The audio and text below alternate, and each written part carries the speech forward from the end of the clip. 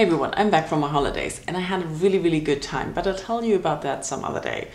I spent most of this week though in a post-holiday funk. That's why my September wrap-up is a little bit late, but I think we can deal with that. So let's have a look at all the videos and discussions that we had on this channel this month. There were of course some tag videos. In September I did the Literary Award Winners tag, the Batman book tag, the Favorite Films tag, at least I tried to do that, and also the Fall Cozy Time book tag.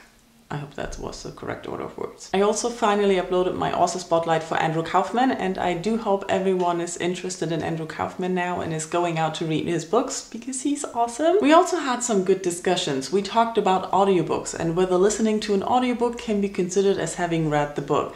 And for most of you that doesn't matter if you listen to it or read it, it's just personal preference, and I really like that. We also talked about the limitations I experienced in my reading due to my book buying ban.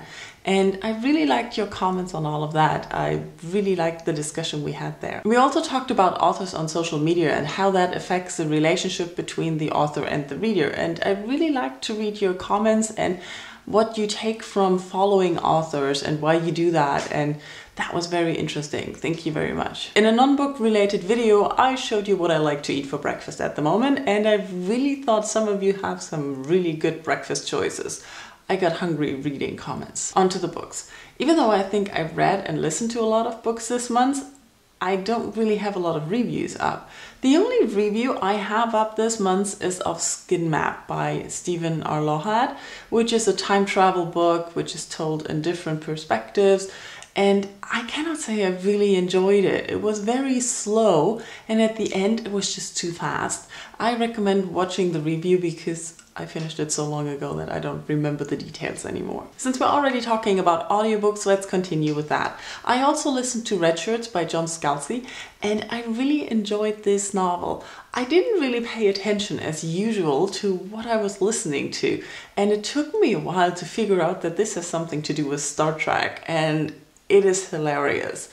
I really enjoyed how it took the extras and the tropes and the things that everyone who watched Star Trek will know. The things that happen in Star Trek that are not really working out.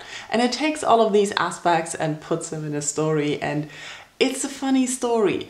I do have to say at the end there were some 3 short stories type of things that were still connected to the book, but they were slow and dragged out. Not necessary in my opinion, but the rest of the novel was just hilarious. The other audiobook I listened to was Summer Night by Jim Butcher, which is the 4th book in the Harry Dresden files, and as usual the writing, everything flowed. I thought it was a little bit too descriptive in points, but I got used to it. It's the same with Harry. I like that his character is not really changing that much. He's learning a little bit more, but you always find him in a really awful state and he needs to be pushed by his friends to do stuff. I like that he's collecting more and more friends who reappear, and also the things that are going on. We get to know him better, and it was enjoyable. Since I didn't want to take any physical books with me on my holidays, I also read 2 ebooks this month. One was the Yellow Wallpaper by Charlotte Perkins Gilmore. It's a short story or a novella, I'm not really sure. And it talks about this woman who basically is locked up in this room and how she converses with the wallpaper and everything that's going on there. The writing is really impressive. It's a fast read. If you haven't read it, you should just check it out. It was amazing. The other ebook I read was The Game by Terry Schott, and this was a really interesting book. The concept or the story of the book is that we don't really have school anymore. We just put children into a program, into a computer program where they log in and then they live real life, and that way they can learn about life. So you can log in when you normally enter school and things go on and you learn from the game. So that's the basic premise. There are a lot of things that I don't want to tell you because it's spoilers. This whole book is mind-blowing. There are some great ideas in there, and it just had me like, whoa, I did not expect this. I loved reading it. I loved following the story. I was a little disappointed that the writing couldn't keep up with it.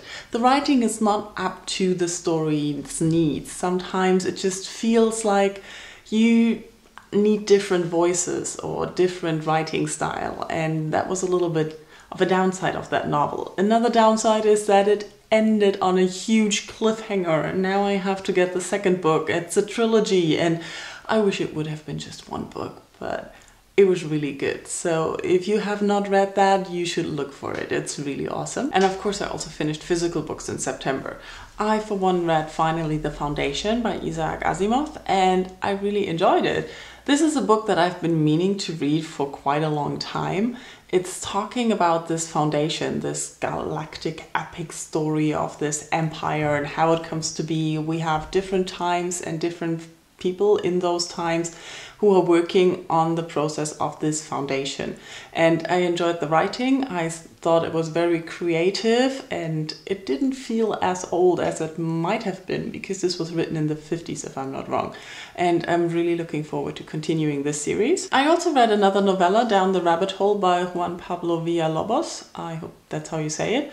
I think Ariel Bissett talked about this book. I saw it lying around in a bookstore, and I was just like, I need to read this. And it was a great story.